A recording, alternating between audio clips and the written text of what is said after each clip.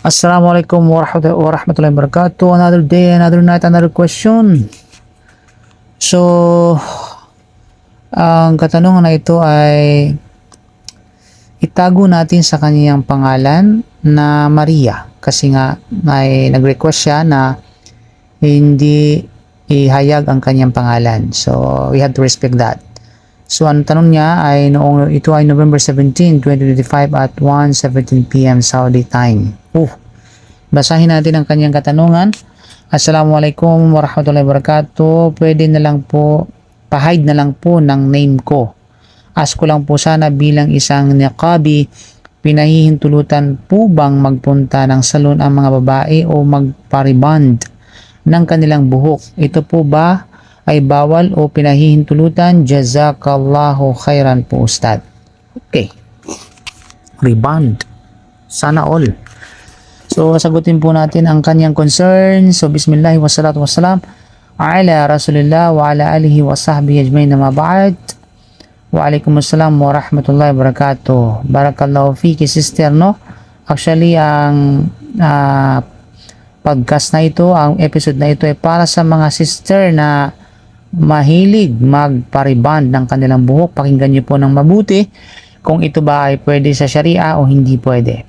Sa usaping ito na binanggit mo, sister, mahalagang paghiwalayin ang mismong pagpapaganda o hair strengthening at ang mga bagay na maaring kasabay nito gaya ng halimbawa paglantad ng buhok sa non-mahram, ang khalwa at mapaminsalang chemical o ipinagbabawal na hairstyle.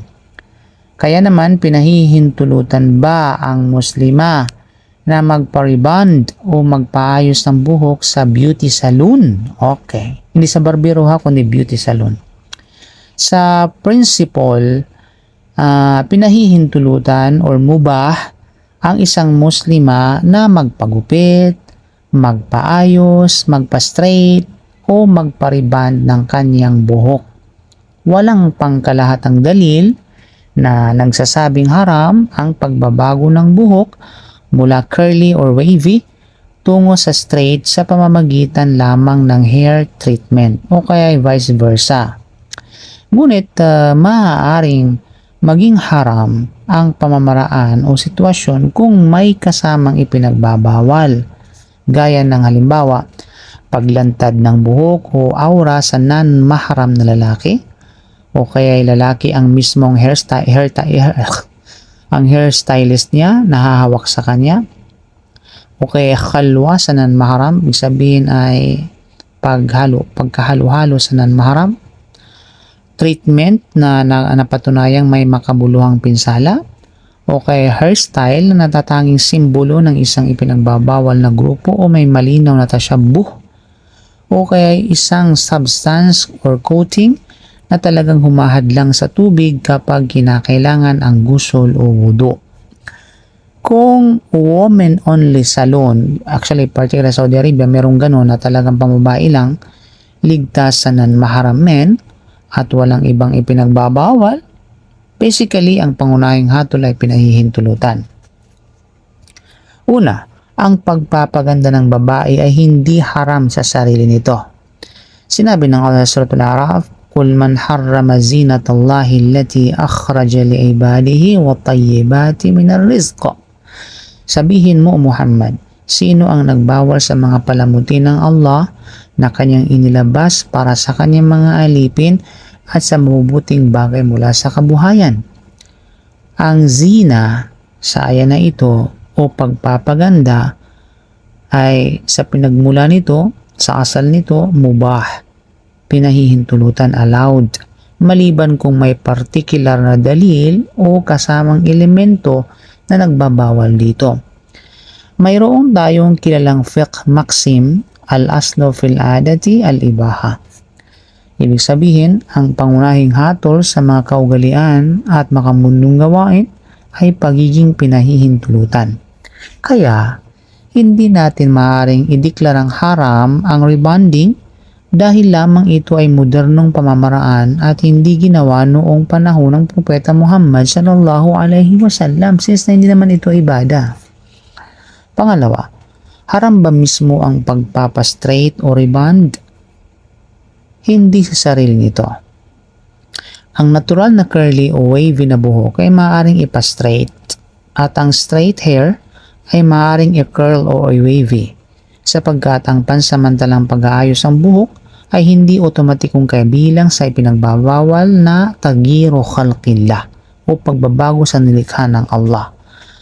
Kung gagawin nating absolute na batayan ang anumang pagbabago sa hitsura, masasaklaw maging ang maraming pinahihintulutang paraan ng grooming at beautification. Ang ipinagbabawal ng Propeta Sallam ay ilang partikular na uri ng pagpapaganda na may sariling dalil. Halimbawa, sa Sahih al-Bukhari at Sahih Muslim na sinabi niya, La'anallahu al-washimati wal-mustawshimati wal-namisati wal-mutanammisati wal-mutafallijati lil-husni al-mughayyirati khalqallah. Ibig sabihin ng hadith, isinumpa ng Allah ang mga babaeng nagtatatato o nagpapagawa ng tato at ang mga nag-aalis ng buhok sa kilay at nagpapagawa nito. Ito yung mga nagbubunot ng kilay. At saka ang iba ay nagpapagawa ng kilay. Hindi ko talaga maintindihan ng kababaihan.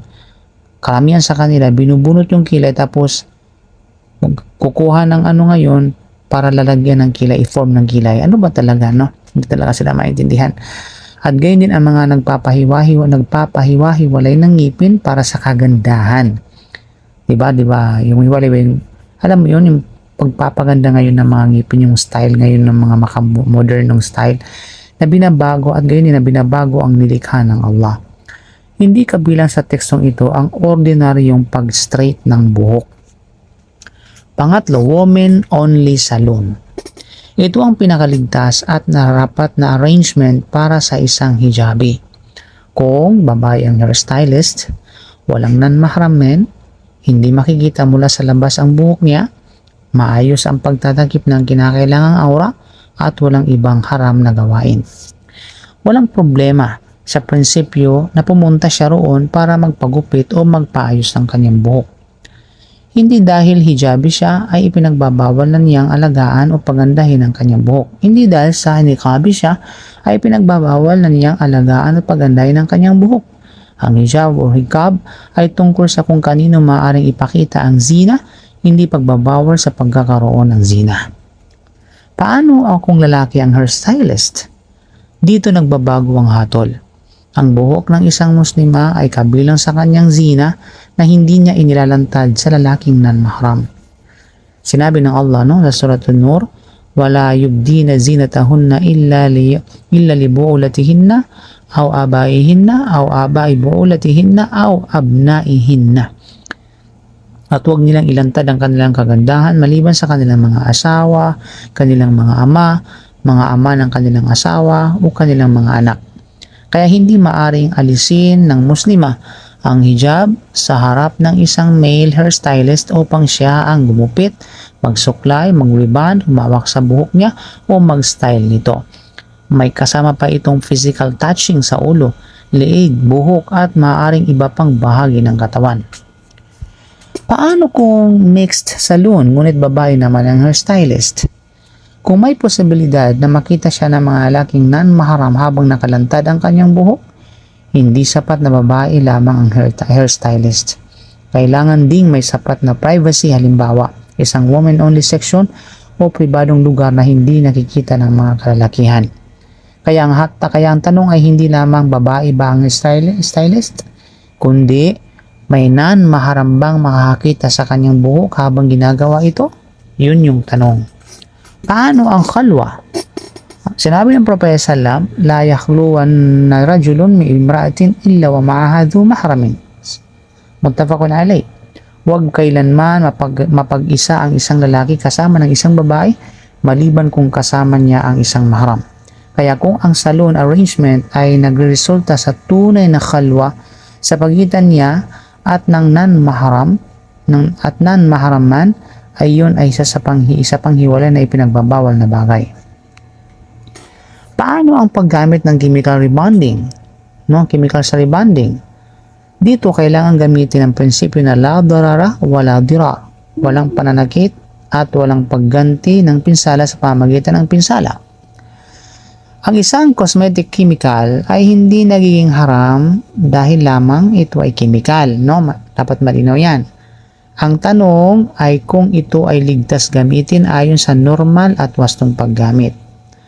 Kung ang treatment ay maaaring magdulot lamang ng karaniwang minor effects ng cosmetic treatment, hindi iyon otomatikong nagiging haram.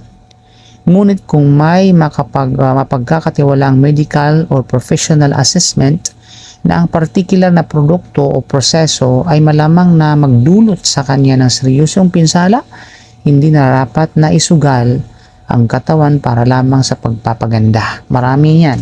Sinusugal nila ang kanilang katawan para pagandahin. Napakahalagang usapin, nakahadlang ba ang rebound sa wudu o gusol? Ito pa.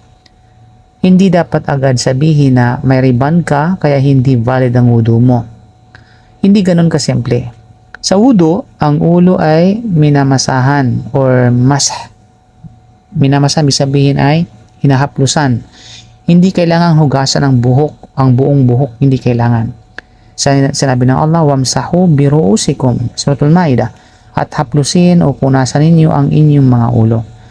Sa gusol, kailangang makarating ang tubig sa buhok at mga ugat nito ayon sa kinakailangan. Kaya, kailangan malaman kung ano talaga ang ginagawa ng particular na produkto. Kung ang treatment ay binabago lamang ang structure ng buhok at walang natitirang waterproof physical layer, hindi ito otomatikong hadlang. Ngunit kung may inilalagay na actual na coating na pumipigil sa tubig, sa penetration ng tubig, kailangang alisin ang barrier kapag kinakailangang makarating ang tubig doon. Kaya hindi tama na lahat ng rebond, keratin treatment o hair treatment ay bigyan ng iisang hatol nang hindi nalalaman ang produkto at epekto nito.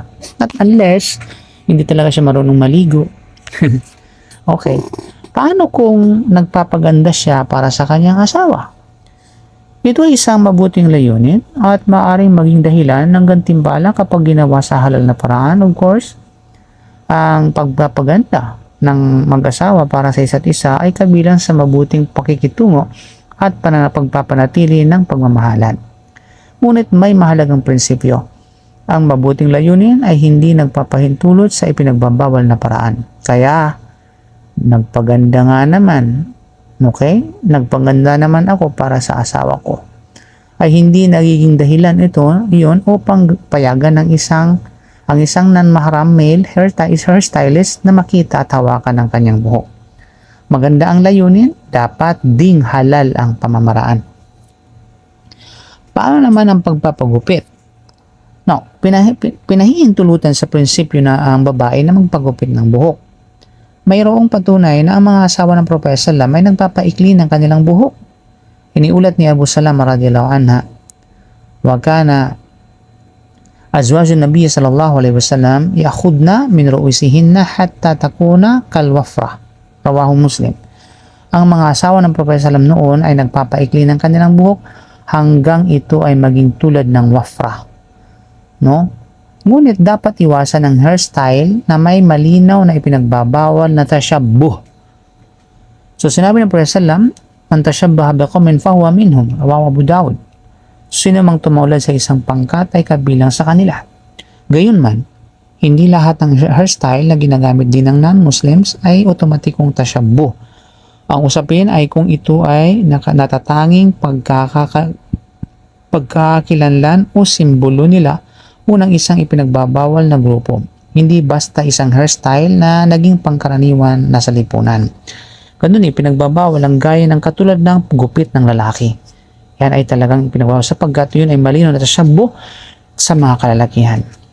So bilang buod mga kapatid sa mga nabanggit natin, so may mga iba't ibang sitwasyon at kanya-kanyang hatol. Sa sitwasyon na woman only salon, babayang stylist, ang hatol ay pinahihintulutan. Sa sitwasyon na hair rebonding, straightening mismo, ang hatol ay pinahihintulutan sa prinsipyo. Sa sitwasyon na pagpapaganda para sa asawa, ang hatol ay pinahihintulutan at mabuting layunin. Sa sitwasyon na male non-mahram hairstylist, itong haton nito ay hindi pinahintulutan. Sa sitwasyon na nakalantad ang buhok sa non-mahram men, ang haton nito ay hindi pinahintulutan. Sa sitwasyon na khalwa sa male stylist, ang pahaton dito ay hindi pinahintulutan. Sa sitwasyon na treatment na may seryosong mapaminsalang epekto, ang haton dito ay hindi pinahintulutan ayon sa antas ng pinsala. Sa sitwasyon na produktong bumubuo ng tunay na water barrier, ang haton dito ay kailangang alisin kapag kailangan itong madaanan ng tubig, lalo pa sa gusol. Sa sitwasyon na ordinaryong chemical treatment na walang water barrier, so ang haton dito ay hindi ito otomatikong sinisira ang wudu o gusol. Sa sitwasyon na hairstyle na natatanging haram na imitation, so ang haton dito ay hindi pinahihintulutan. Okay? So bilang pangwakas, sister, ang pagiging hijabi or nikabi ay hindi nangangahulugang kailangang pabayaan ng muslima ang kanyang kagandahan. Maaari niyang alagaan, maaari niyang gupitin, maaari niyang ayusin or straight o pagandahin ang kanyang buhok, lalo na para sa kanyang asawa sa loob ng mga hangganang itinakda ng Allah. Kaya sa mismong tanong na oo, maaari siyang magpa-rebond. Ang rebonding mismo ay hindi natin tatawaging haram ng walang particular na dahilan.